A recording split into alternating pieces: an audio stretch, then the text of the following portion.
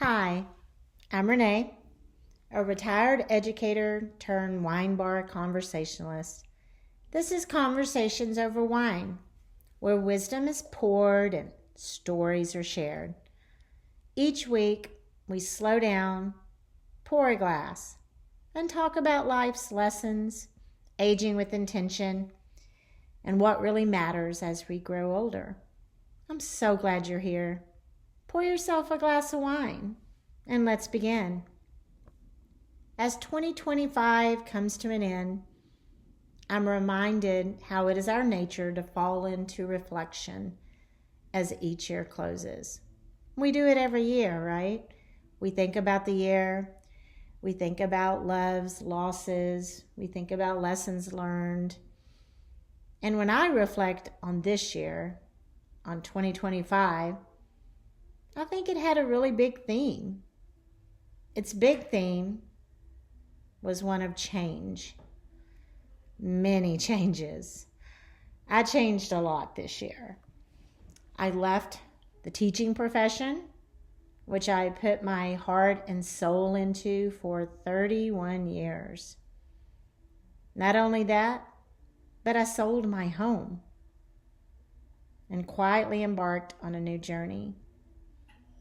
I left suburbia and a 4-bedroom home to live in a 1-bedroom apartment along the Trinity River, where I felt I could have a simple lifestyle, more fitting to this new stage of life.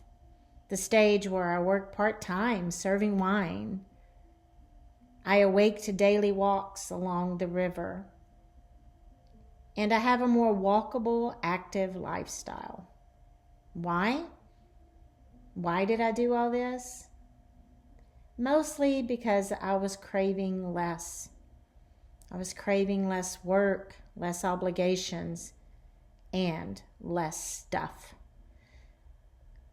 I also craved peace and simplicity like I'd never had before in my life. Leaving my profession was definitely a mixed bag. I loved what I did. I loved educating. I loved working with gifted kids. I loved their excitement, their joy, their anticipation. I loved how they challenged me. Honestly, those kids taught me way more than I ever taught them. So I didn't leave because I didn't like it anymore. I just knew it was time. And I wanted to leave on my terms, when I still loved it, when I still had the passion. But man, I was really scared about that. I didn't want to regret it, but my heart told me it was time.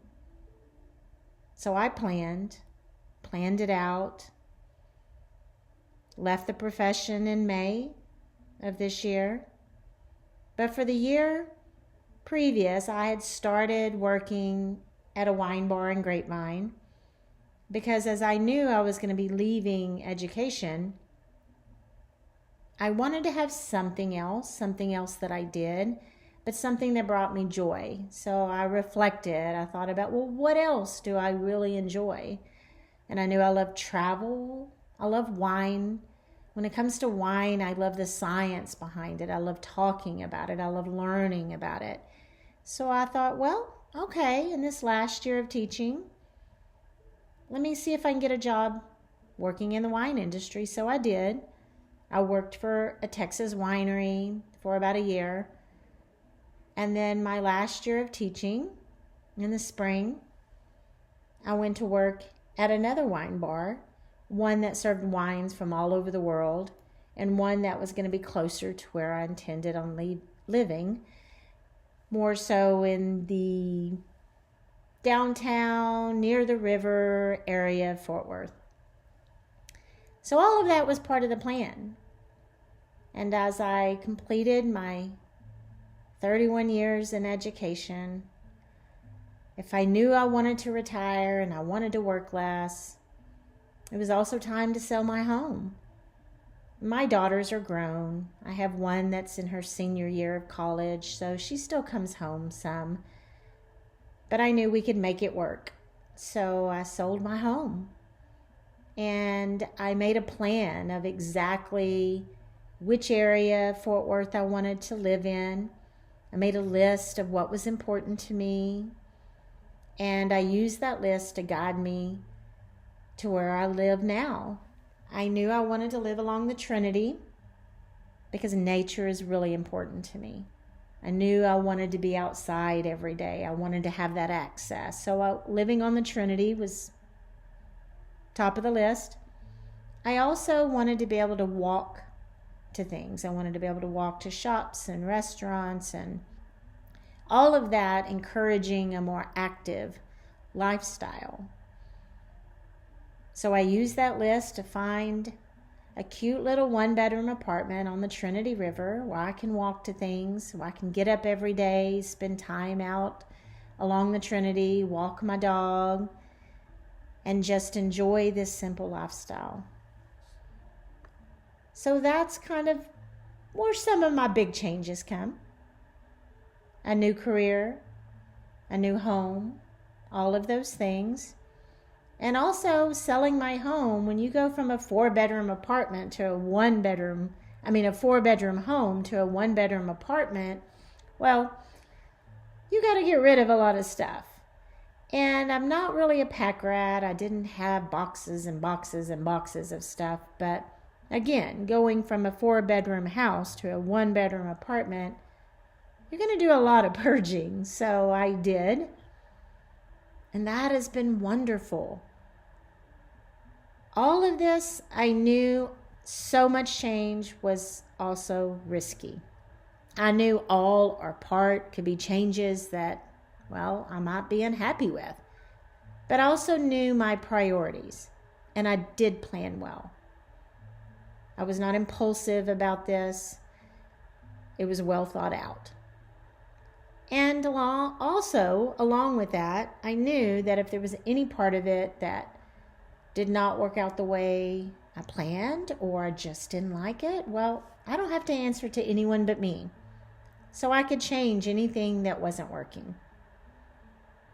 Do I regret any of these changes I made this year? Fortunately, no, not any of them. Now, of course, there are things I miss about a bigger home in suburbia, but that's okay. That was another season of my life. Life is filled with different seasons, and just because you miss certain things about different seasons doesn't mean that it's not time to move forward.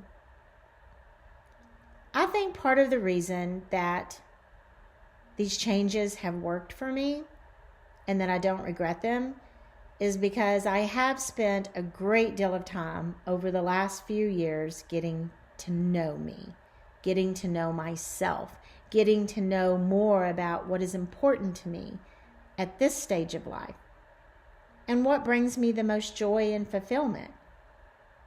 I'm telling you, I love my new simple life.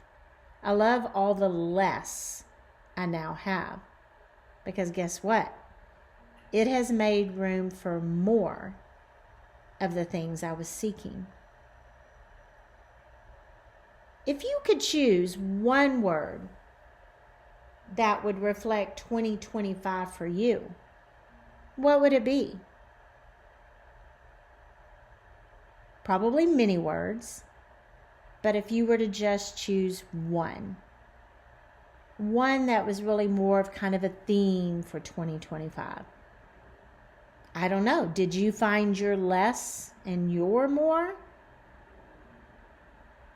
You know what's funny is that this all reminds me of the part in my all-time favorite movie, Eat, Pray, Love, where Giulio, while they're in Italy, asks Liz, the main character, what her word is. And she realizes she doesn't know. But she spends the rest of the movie traveling around the world, finding herself but also finding her word. And guess what? She finds it at the end. And by the way, Eat, Pray, Love is a true story about a woman. If you're not familiar, if you've never read the book or seen the movie, I encourage you to do both. For me, I can relate very well with Liz. I think I have a lot in common with her. I have searched for things. I have felt her heartbreak. I have felt times in my life where I have lost my love for food or my love for life, and she comes to this crossroads and she needs to find herself again, and I've been there. Anyway, at the end of the movie, she finds her word. Attraversiaomo. Isn't that a beautiful word? I love saying it. I love hearing it. Well, that word, attraversiaomo, it means let's cross over in Italian. Well, if you know me, I love all things Italian. Italy is my favorite place on earth. I love their lifestyle. I love so many things about Italy. So it's really not surprising that attraversiaomo is one of my favorite words, but it's also very reflective of my 2025. I think it's my word. It means let's cross over in Italian. That word fits my 2025. I crossed over this year. I didn't leave everything behind. I just left behind those things that just didn't fit this new stage of my life. I brought with me, as I crossed over, many things that I treasure and hold dear, and will continue to do so. When you think about 2025, what was your word for the year? If you had to choose just one, I encourage you to take the time to stop, enjoy that glass of wine, and think about that. What would be your word for 2025? And if you're looking forward and anticipating 2026, what do you think your word for 2026 will be? Something to think about, right? And as this new year dawns, and it's coming tomorrow, I can't wait to see what it holds. I have so many things I want to continue to improve upon. New adventures I plan on taking. Friendships and relationships I want to continue to nurture. Most of all, I want to embrace all of it. What about you? What are you looking forward to? We both know there will be struggles, but crossing over into the new year holds so much anticipation for all that is waiting on the other side. Let's look at it that way. Let's look at it with anticipation, not dread. Think about it. There'll never be another 2026. Let's make it the best year ever. Salute to 2025, and let's look forward to 2026. With this, thank you. Thank you for joining me as we sipped, savored, and reflected on this beautiful life we've been given. And until next time, friends, cheers.